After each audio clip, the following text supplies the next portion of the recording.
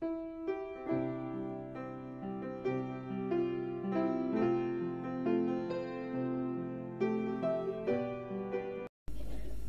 menebus manusia yang berdosa ini, Tuhan Yesus perlu disalib.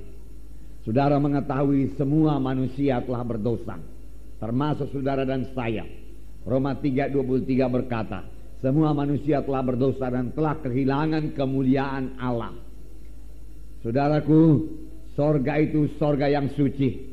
Satu dosa pun tidak ada, saudaraku, bisa masuk ke sorga.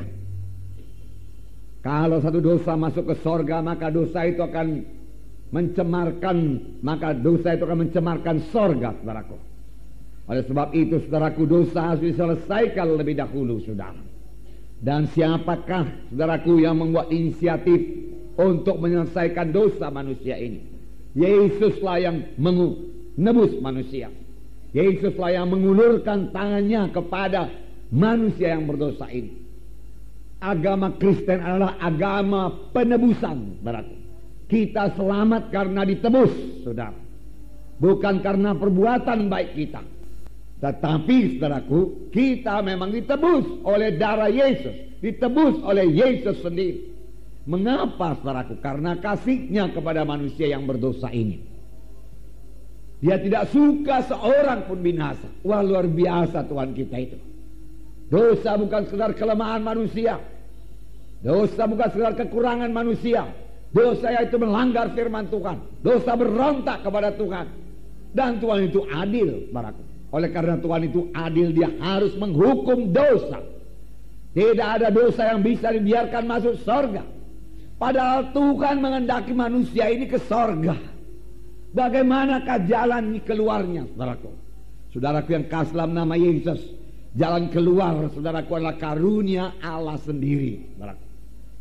Anugerah Tuhan, saudara. Roma 6:23 berkata, upah dosa itu maut, tapi karunia Allah itu hidup yang kekal. Dengan anugerah itu kamu diselamatkan oleh sebab iman. Itu bukan hasil usahamu. Baik, jangan seorang memegahkan diri. Kita diselamatkan karena karunia Tuhan, karena anugerah Tuhan saja, saudaraku. Sorga diberikan dengan cuma-cuma kepada kita, karena ada yang membayar. Siapakah yang membayar? Yaitu Tuhan Yesus sendiri yang membayar dengan darahnya yang mahal, saudaraku. Nah, itu sebabnya dalam ayat emas, saudaraku, dikatakan Yohanes 3:16, karena demikian Allah mengasihi dunia ini sehingga diberikannya anaknya yang tunggal itu, supaya barang siapa yang percaya kepadanya tidak binasa, melainkan beroleh hidup yang kekal. Nah, saudara, yang diminta daripada kita yaitu percaya kepada Tuhan Yesus, dan kita beroleh hidup yang kekal. Ini janji Tuhan, anugerah Tuhan boleh berlaku bagi kita, saudaraku. Tetapi bagaimanakah Yesus mengangkat dosa kita itu? Saudara, luar biasa sengsara Tuhan Yesus. Pada hari kematian Tuhan Yesus ini, biarlah Roh Kudus menerangkannya kepada kita, saudara. Yesus tahu dia disalib.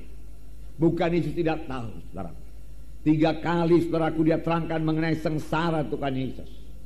Pertama, waktu Tuhan Yesus dipermuliakan di atas gunung. Saudara, di mana dia, saudaraku, kelihatan mulia, saudaraku, bersama Elia, saudaraku, dan Musa. Apakah yang mereka bicarakan? Mereka bicarakan tentang kematian Tuhan Yesus. Kematian Tuhan Yesus adalah hal yang sangat penting untuk manusia, hal yang sangat penting untuk Allah, untuk sorga, saudaraku. Mereka bicarakan, saudaraku. Kelihatan kemuliaan Allah turun. Tetapi Petrus tidak mengerti. Petrus berkata, biarlah kita di sini saja, Tuhan. Kami buat satu kemah untukmu, satu untuk Musa, satu untuk Elia. Saudara, Petrus tidak tahu apa yang dikatakannya, saudara. Kemudian, saudaraku, Tuhan Yesus menceritakan, saudara, anak manusia itu akan ditangkap dan dibawa ke Yerusalem. Dia dihukum. Kemudian pada hari yang ketiga, dia bangkit daripada kematian. Tuhan Yesus mengatakan terus terang mengenai kematiannya. Nah, saudaraku yang kasih dalam nama Yesus, murid-murid tidak mengerti juga bahwasanya Yesus harus mati di kayu salib, saudara. Sampai pada saat yang terakhir, murid-murid tidak mengerti. Yesus berdoa di Getsemani. Apakah kata Tuhan Yesus? Tuhan Yesus berkata, Bapa, kalau boleh biarlah cawan ini lalu daripada aku, tapi bukan kehendakku, kehendakmu jadi. Dia berdoa 1 jam. Murid-murid tertidur, saudara. Kemudian Tuhan datang dan membangunkan mereka. Tidakkah kamu sanggup berjaga-jaga 1 jam saja bersama-sama dengan aku? Mereka mencoba bangun tapi tidak sanggup, saudara. Yesus berdoa lagi. Memang hanya Yesus sendiri yang sanggup mengangkat dosa manusia ini. Tidak ada yang lain, saudara. Karena dialah satu-satunya manusia yang tidak berbuat dosa. Dan semua dosa manusia ditimpakan kepadanya. Dan dia dihukum karena dosa manusia itu. Supaya kita jangan dihukum, saudara. Ini yang kita peringati pada hari ini. Kemudian Tuhan Yesus mengambil cawan itu dan meminumnya, saudaraku, sampai habis. Saudara, disitulah tangan manusia mulai bisa menangkap Tuhan Yesus. Antara imam-imam menangkap Tuhan Yesus. Petrus yang tidak mengerti bahwasanya Yesus harus disalib mengangkat dosa manusia ini, mencabut pedangnya. Dan dia memarah hamba imam besar. Jatuh daun telinganya. Tetapi Tuhan Yesus berkata, Petrus, sarungkan pedangmu. Apa engkau pikir sekarang ini aku tidak bisa memanggil 12 legion tentara malaikat untuk membebaskan kita? Bisa saja Tuhan Yesus memanggil 12 legion tentara malaikat untuk membebaskan. Tetapi dengan demikian, saudaraku, dia tidak jadi mengangkat dosa manusia ini. Tidak jadi. Dia akan ke sorga, tapi semua manusia ke neraka. Yesus tidak mau. Yesus mengasihi manusia. Oleh sebab itu dia rekat telinga itu, saudaraku. Dan kemudian dia mulai ditangkap, sudah dibawa kepada pengadilan imam-imam. Engkaukah anak Allah itu? Ya, seperti katamu itu, dia katakan. Alimnya imam berkata, tidak perlu lagi saksi, dia sudah mengakui dia anak Allah. Apakah hukumannya? Salibkan Yesus, salibkan Yesus, salibkan Yesus. Saudara, lalu Yesus dibawa kepada Pilatus. Pilatus memeriksa apakah salahnya Yesus. Tidak ada salah yang terdapat pada Yesus. Memang dia tidak pernah berdosa. Tidak ada dosa terdapat padanya, saudara. Tidak ada. Lalu saudara Pilatus menyerahkan kepada Herodes. Dan Herodes olok-olokkan Tuhan Yesus.